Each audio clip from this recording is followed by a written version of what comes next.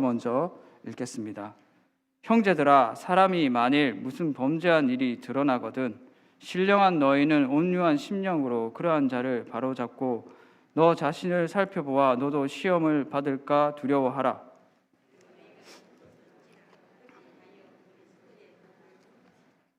만일 누가 아무것도 되지 못하고 된 줄로 생각하면 스스로 속임이라.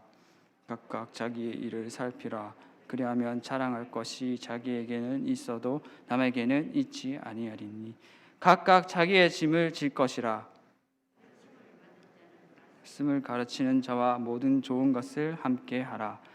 스스로 속이지 말라. 하나님은 업신여김을 받지 아니하시나니 사람이 무엇으로 심든지 그대로 거두리라. 자기의 육체를 위하여 심는 자는 육체로부터 썩어질 것을 거두고 성령을 위하여 심는 자는 성령으로부터 영생을 거두리라. 우리가 선을 행하되 낙심하지 말지니 포기하지 아니하면 때가 이름에 거두리라. 그러므로 우리는 기회 있는 대로 모든 이에게 착한 일을 하되 더욱 믿음의 가정들에게 할지니라. 아멘. 할렐루야. 이 저녁 예배 자리에 나오신 여러분들께 하나님의 은혜가 있기를 소망합니다. 오늘 전할 말씀의 제목은 우리 함께 삽시다입니다. 우리 함께 따라해 볼까요? 우리 함께 삽시다. 오늘 말씀 이게 우리 함께 삽시다 이 세 부분으로 우리 말씀, 함께 말씀, 삽시다 말씀 이 세 부분으로 나누고자 합니다. 먼저 우리 말씀입니다. 옛날에 한 젊은이가 스펄전 목사님한테 찾아가서 이런 말을 했습니다. 목사님, 저 교회 생활하는데 너무 힘이 듭니다. 늘 시험 받게 됩니다. 목사님, 혹시 문제없고 완전한 교회에 있으면 소개 좀 시켜주세요. 이렇게 젊은이가 목사님한테 말을 하니까 목사님이 웃으면서 자네 혹시 그런 교회 있으면 꼭 나한테 말해주게. 내가 가고 싶다고. 그런데 부탁할 게 있는데 자네는 절대 가지 말게. 자네가 가는 순간에 그 완전한 교회가 문제 있는 교회로 바뀌니까 자네는 절대 그런 교회 가지 말게나 이렇게 말을 했다는 겁니다. 왜 이렇게 목사님이 말씀하셨는가 하면 완전한 교회, 문제 없는 교회는 세상에 존재하지가 않습니다. 왜냐하면 사람이 불완전하니까. 우리 불완전한 존재들이 모여가지고 하나님의 은혜로 완전함을 추구하는 게 바로 교회 공동체 아닙니까? 스펄전 목사님이 젊은이한테 가르쳐 주려고 한 게 바로 그것이었습니다. 우리 불완전한 존재들이 모인 공동체. 우리 기독교의 역사는 이 공동체의 역사였습니다. 혼자 산에 가서 무슨 수양하고 벽 보고 수양하고 그런 게 아니라 시작부터 함께 모여가지고 공동체를 이루면서 하나님을 예배했다는 거죠. 이 갈라디아서가 쓰여진 시기에도 막 이런 교회들이 생겨나고 있었습니다. 그 시점에서 초창기라서 교회가 이렇게 세워지려고 하는데 초창기다 보니까 이 교회의 정체성을 공격하는 그러한 이단들이 많았어요. 그래서 이 갈라디아 여러 교회에 그런 율법주의나 이단들이 팽배하니까 바울이 서신을 써가지고 그것을 바로잡고자 한 거예요. 왜 이 당시에 이 율법주의가 잘 들어가는가 하면 이 갈라디아 지방도 그렇고 갈라디아 교회 여러 교회에 들어가 있는 유대인들도 그렇고 사람들이 어렸을 때부터 그런 문화를 접하고 살았던 것입니다. 유대 율법주의에 젖어가지고 사니까 예수님을 믿더라도 금방 이쪽으로 넘어가는 거예요. 율법주의로. 여러분 율법주의 많이 들어보셨죠? 이 율법주의의 맹점이 뭔가 하면 사람을 평가한다는 거예요. 평가. 법의 잣대로 사람을 평가한다는 거. 내가 저 사람보다 더 낫다고. 이 법을 통해서 저 사람이 고침을 받고 새로 이렇게 돌아오는 게 아니고 저 사람을 평가해가지고 저 사람을 깔아뭉개는 거예요. 이게 율법의 맹점입니다. 예수님이 계실 때도 율법 교사나 바리새인들이 찾아와서 질문할 때 보면 예수님한테 그런 해답을 얻으려고 하는 게 아니고 예수님이 모르거나 실수하게 되면 그것을 갖다가 트집 잡아가지고 끌어내려고 하는 거예요. 자기가 더 낫다고 하는 거예요. 그러니까 질문에 답을 알고 질문을 하는 거예요. 몰라서 묻는 게 아니고 자기를 자랑하고 싶어가지고. 그러면 이게 공동체에 절대 유익이 안 되잖아요. 그래서 바울이 주의하라는 거예요. 바울은 그걸 정말 잘 알고 있는 사람이었습니다. 왜냐하면 갈라디아서 1장 14절에도 나와 있듯이 그는 율법에 통달한 사람이었어요. 그래서 율법을 많이 알고 있으면 사람의 시각이 어떻게 되는지 스스로도 잘 알고 있기 때문에 교인들에게 편지를 써가지고 또 율법주의에 젖으면 안 된다, 그렇게 권면을 하고 있는 거예요. 그래서 사람을 평가하지 말고 어떻게 바라봐야 되는지 6장을 통해서 말씀하고 있죠. 우리 6장 1절 말씀 함께 읽어보겠습니다. 6장 1절 시작. 형제들아, 사람이 만일 무슨 범죄한 일이 드러나거든 신령한 너희는 온유한 심령으로 그러한 자를 바로잡고 너 자신을 살펴보아 너도 시험을 받을까 두려워하라. 아멘. 여기 바울이 형제들아 이렇게 부르잖아요. 형제들아. 제가 어렸을 때 전도사님이 저보고 병규 형제 그러면 뭐 되게 이상했어요. 부끄럽고 병규 형제 이러면 뭐 이상하고 부끄럽고 그랬는데, 여기 바울이 갈라디아 교회에게 형제들아 하는 데는 뭔가 따스함이 느껴집니다. 이렇게 애정 같은 거, 뭐라 그러죠? 전우애 같은 거, 그런 게 느껴지지 않습니까? 형제들아 이렇게 불렀을 때. 왜냐하면 이 당시 교회가 세워질 때 배경을 살펴보면 굉장히 어려웠습니다. 전투적이었습니다. 예수님을 믿게 되면 무조건 피해를 당하는 시절이어서 예수님 믿는 건 큰 결단이 필요했고, 또한 교회가 세워지는데 어마어마한 방해가 있었기 때문에 그러한 방해를 뚫고 모인 사람들이 그냥 평범한 시각으로 바라볼 수 없는 거예요. 예수님을 믿고 자기의 모든 손해를 감수했기 때문에. 그래서 바울이 형제들아 했을 때는 그냥 부르는 게 아니죠. 진짜 가족처럼 부르는 거예요. 가족처럼. 그 손해가 있더라도 이 사람들이 왜 왔는가 하면 갈라디아서 1장 1절에서 바울은 바로 언급을 합니다. 뭐라고 얘기하는가 하면 우리는 사람들에게서 난 것도 아니고 사람으로 말미암으로 난 것도 아니고 오직 예수 그리스도와 그를 죽은 자 가운데서 살리신 하나님 아버지로 말미암아 되었다. 자기도 사도 되었다. 너희도 그렇게 되었다. 하나님의 은혜로 모였다. 그러니까 형제라고 부르는 거예요. 그래서 이제 사람들이 자기가 손해를 당하더라도 모이는 거예요. 교회로서 모이는 거예요. 거기 밑에 1장 3절에 보면 바울이 또 형제라고 부르면서 이렇게 얘기합니다. 우리 하나님 아버지. 하나님이 우리 아버지라는 거죠. 우리 하나님 아버지. 우리 공동체는 하나님을 아버지로 모시고 있는 공동체라고 얘기하는 거예요. 우리 말씀 중에 가장 중요한 거. 우리 아버지는 하나님이다. 우리 아버지는 하나님이다. 여러분, 지금 이 자리에 모인 여러분도 아버지가 하나님인 줄 믿습니다. 하나님이 기뻐하셔서 이 자리에 불러주셨고 자녀 삼아 주신 것입니다. 4절에서 계속해서 얘기하죠. 그리스도께서 하나님 곧 우리 아버지의 뜻을 따라 이 악한 세대에서 우리를 건지시려고 우리 죄를 대속하기 위하여 자기 몸을 주셨다. 우리 안에 그리스도의 피가 흐른다는 거예요. 그리스도 피. 진짜 사람 피보다 더 귀한 피, 그 피가 우리를 여기 한 자리에 모아 주었다는 거죠. 그렇기 때문에 우리라는 공동체가 굉장히 귀하고 가치 있다는 거예요. 그런 공동체를 율법주의가 바라보기 시작하면 이 귀한 공동체 지체를 정말 귀하게 여겨서 바로 잡으려고 하는 게 아니라 깔아뭉개고 지적하고 평가하고 잘라내려고 하는 거예요. 그래서 바울이 6장 1절에서 이렇게 얘기한 겁니다. 형제들아, 사람이 만일 무슨 범죄한 일이 드러나거든 신령한 너희는 온유한 심령으로 그러한 자를 바로잡으라. 온유한 마음으로 바로잡으라.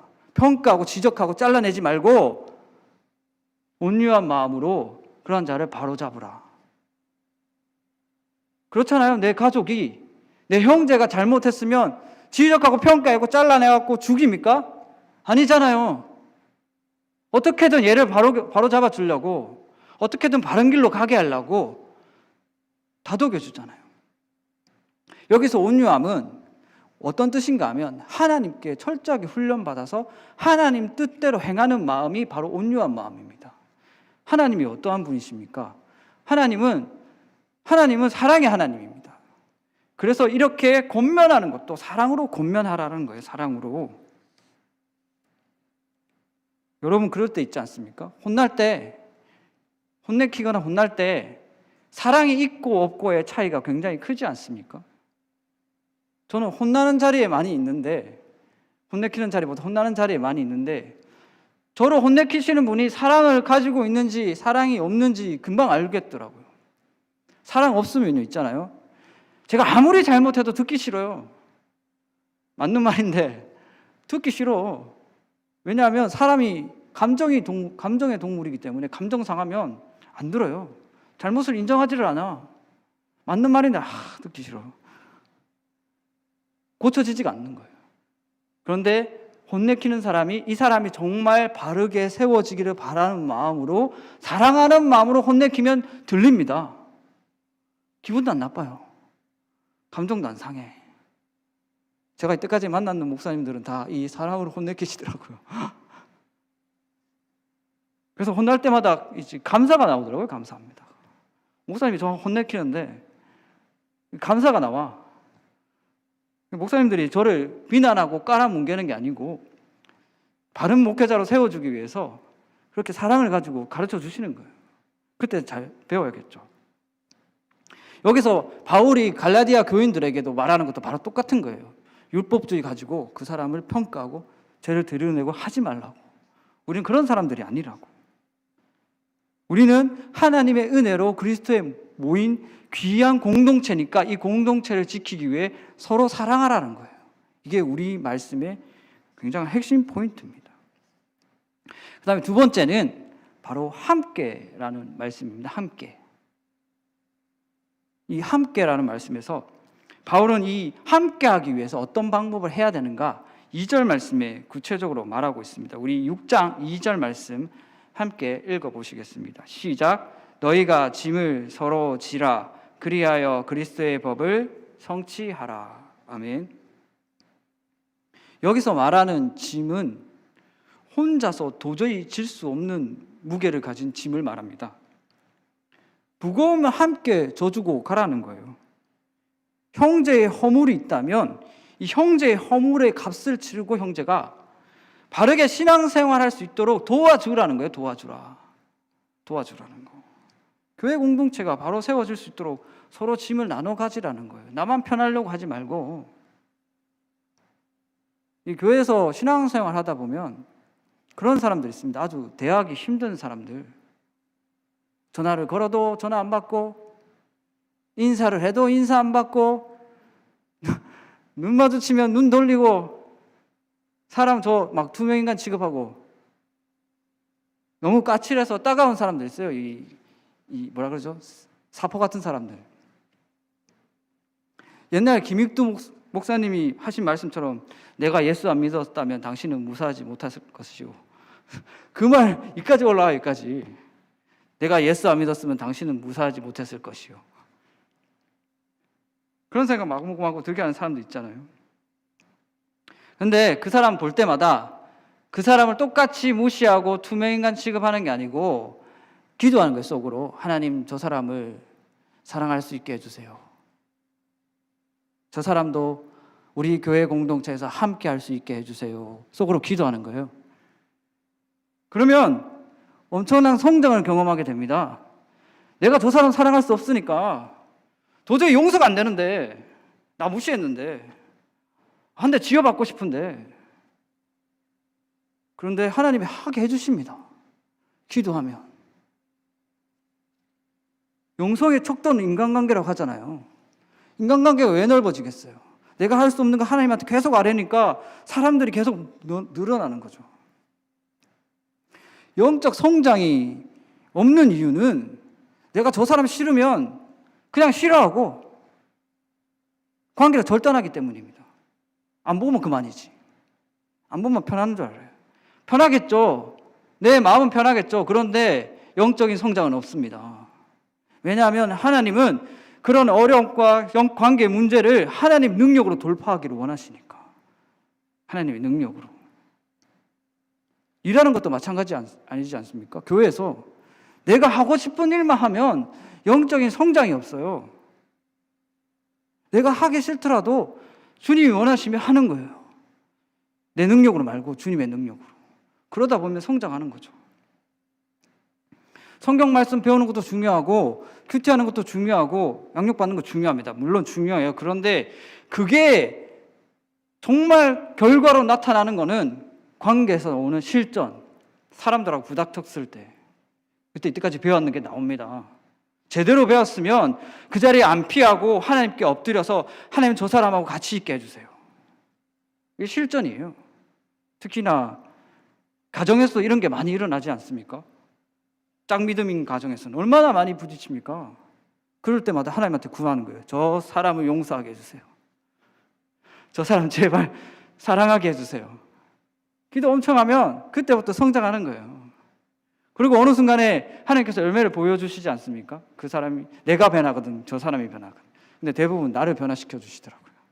저 사람 안 변해. 제가 변하더라고요. 그런 거예요. 그 사람 미워하는 감정 여기에 두면 그 미워하는 감정이 아무리 그렇잖아요. 사람 싫어하고 미워하고 하기 싫은 일은 정말로 정확한 이유가 있어요. 저 사람 미워하는 건 정말 정확한 이유가 있어요. 미워하는 합당한 이유가 있기 때문에 미워하기 쉬워요. 그런데 우리 마음에 미움이 들어왔을 때는 예수님의 사랑과 비교했을 때 미움은 절대 합당하지 않습니다. 왜냐하면 예수님의 사랑이 더 크기 때문에. 예수님이 우리를 미워할 이유는 너무나 많았어요. 그런데 다 덮고 십자가 지셨잖아요. 우리 사랑해 주셨잖아요. 그래서 우리가 이 자리에 앉아 있잖아요. 그 예수님의 십자가의 사랑의 가치 앞에서는 어떠한 미움도 정당화될 수 없습니다. 그것을 끊임없이 구해야 되는 거예요. 왜냐하면 당장에 미우니까. 여기 미움에서 막을 길이 없으니까 나 이 미움이 올라오는 거를 저 사람 싫어 죽겠는데 용서하려면 하나님께 기도해야 되는 겁니다. 어느 교회 집사님이 직장전도 열심인 분이셨는데 항상 그리스도인의 마음을 가지고 직장생활을 하시는 분이었어요. 근데 회식 자리에서 상사가 자꾸 술을 권하는 거야. 근데 자기는 그리스도인이니까 이거 마시면 안 되니까 계속 거부했어요. 거부하니까 이 직장 상사가 열이 받아가지고 뺨을 때린 거야. 여기 뺨 맞고 너무 황당하고 창피해가지고 집에 바로 갔어요. 화가 너무 나는 거야. 너무 화가 나가지고 직장도 무단 결근을 안 갔어요. 화가 나니까. 그래가지고 이제 그 많은 사람들 앞에서 뺨을 맞았으니까 상사가 얼마나 미워요. 그래서 사표를 썼어요. 이제 사표 쓰고 회사 그만둬야지. 여기 이런 상사 밑에서 회사 그만 난 일 못하겠다. 열심히 전도하다가 그래도 이게 이제 사표를 쓰고 이제 여기 놓고 그래도 마지막으로 한 번은 기도해보자. 그래서 산에 올라갔대요. 산에서 막 기도하는데 다른 건 안 보이고 예수님이 십자가 지고 가는 것만 계속 보이더래요. 예수님 십자가 지고 가는 거. 기도하면 눈 감으면 계속 예수님 십자가 지고 가는 거야. 그래서 예수님 십자가 지고 가는 걸 계속 보고 있으니까 그 예수님의 고난이 묵상이 되더래요. 묵상이 돼가지고 그때부터 울기 시작했대. 자기 마음은 속상한데 예수님이 십자가 지고 고난당하신 가치가 느껴지는 거야. 실제로 더 크게. 그리고 이 두 마음이 부닥치면 눈물이 납니다. 왜냐하면 내가 가야 할 길이 보이기 때문에, 예수님 따라가는 길이 보이기 때문에 눈물이 납니다. 산에서 계속 우셨어요, 이분이. 그리고 회개가 터져 나왔어요. 결국에는 주님이 더 고생당했는데 제가 잘못했습니다. 그래도 주님 믿고 한번 회사 계속 다녀보겠습니다. 그리고 회사 나갔대요. 근데 회사 나가니까 어떤 일이 벌어졌는가 하면 그 상사가 그 징계위원회 해부돼가지고 잘리게 생긴 거예요. 그만두게 생긴 거예요. 여러 가지 일로 이렇게 잘못한 게 많았나 봐요. 그래가지고 징계당할 위기에 있었는데 가장 큰 이유가 이 사람 뺨을 때린 거, 이 집사님 뺨을 때린 거. 이 직원들이 많이 봐갖고 신고했나 봐요. 그리고 이 사람 뺨을 때렸다고 이 징계위원회 해부돼가지고 잘리게 생긴 거예요. 그래가지고 이분이 회개하고 용서하기로 했으니까 그 징계위원회에 가갖고 봐달라고 선처를 부탁한 거예요. 그러니까 징계위원회가 이 집사님의 말을 듣고 그 상사분을 용서해 준 거예요. 그러니까 이 징벌이 약해져가지고 회사 그만두는 데까지는 안 가신 거예요. 근데 이 상사분이 이 집사님을 봤을 때는 진짜 말도 안 되는 일인 거예요. 자기가 뺨을 쳤는데 와서 봐달라고 했으니까 그게 마음이 감동해갖고 마음이 열린 거죠. 예수님 영접하게 된 거야. 그래서 같이 직장전도 둘이 나가서 막 전도하고 있는 거죠. 지금은 이런 열매를 경험하게 되는 거예요. 직장에서 회사 때려치우려고 그랬는데 자기도 사표 써가지고 산에 올라가가지고 주님 앞에 엎드리니까 주님이 보여주신 거죠. 공동체 안에서도, 우리 교회 공동체 안에서도 이런 마음이 필요하다는 거예요. 함께 하려고 하는 마음, 서로 짐을 나눠 가져가지고 그리스도의 법을 성취하려고 하는 마음. 내가 하기 싫고 저 사람 미운 거를 두고 주님 앞에서 기도하는 거예요.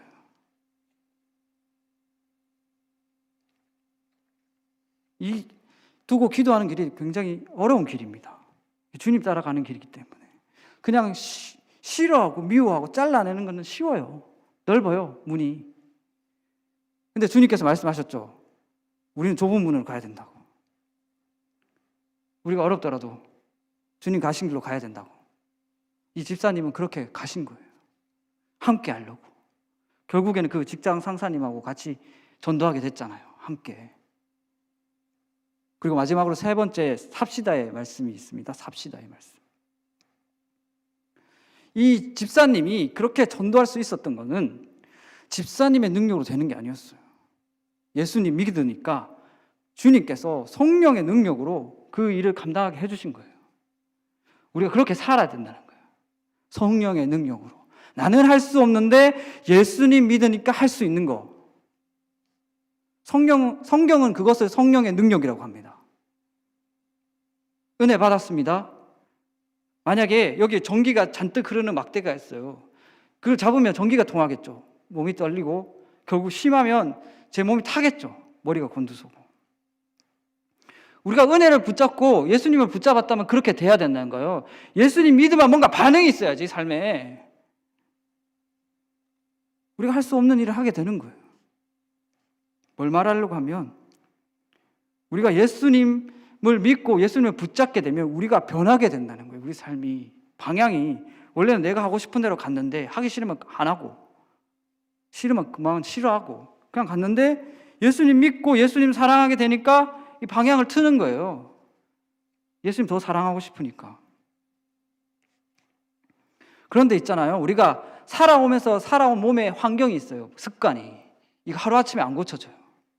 그래서 우리가 살다 보면 늘상 다가오는 게 뭔가 하면 선택의 기로에 놓이게 됩니다. 내가 해왔던 대로 아니면 주님의 뜻대로 갈 건가. 예수 믿는 사람의 삶은 간단합니다. 예수님이 가신 길 따라가면 돼요. 주님 좋으니까. 그런데 말로는 간단한데 진짜 실전에서는 간단하지가 않아요. 막 싸우고 싶고 짜증나고 화나고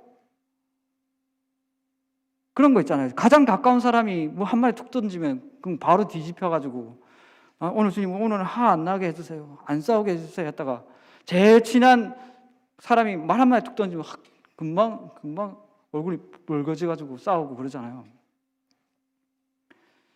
그런데 그런 삶 속에서도 주님의 뜻을 따르려고 하면 점차 주님께서 살게 하는 능력을 주십니다.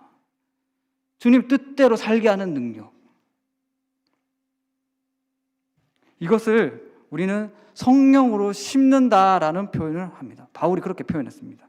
우리 말씀 마지막으로 한번 읽어볼까요? 6장 8절입니다. 시작. 자기의 육체를 위하여 심는 자는 육체로부터 썩어질 것을 거두고 성령을 위하여 심는 자는 성령으로부터 영생을 거두리로라. 아멘.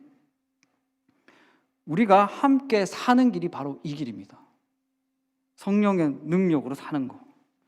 늘상 주님 뜻대로 살려고 몸부림치는 게 바로 심는 거예요. 좁은 길로 가려고. 나는 안 되니까 주님 이렇게 살게 해주세요. 나는 저 사람 용서가 안 되는데 용서하게 해주세요. 주님 저 사람하고 같이 있기, 조금 더 같이 있기 싫은데 같이 예배 드리게 해주세요. 그러다 보면 주님이 그렇게 하게 해주십니다. 바로 이 길이 성령으로 심는 길이고 바로 영생하는 길입니다. 처음에 서두에서 제가 말씀드렸듯이 우리 교회 공동체는 불완전한 존재들이 모여서 하나님의 은혜로 완전함을 가는 공동체입니다. 이 완전함으로 갈 때 가장 중요한 게 바로 하나님의 능력인 거예요. 우리는 불완전하니까 부딪히고 서로 간에 서운하고 감정이 있을 수 있어요.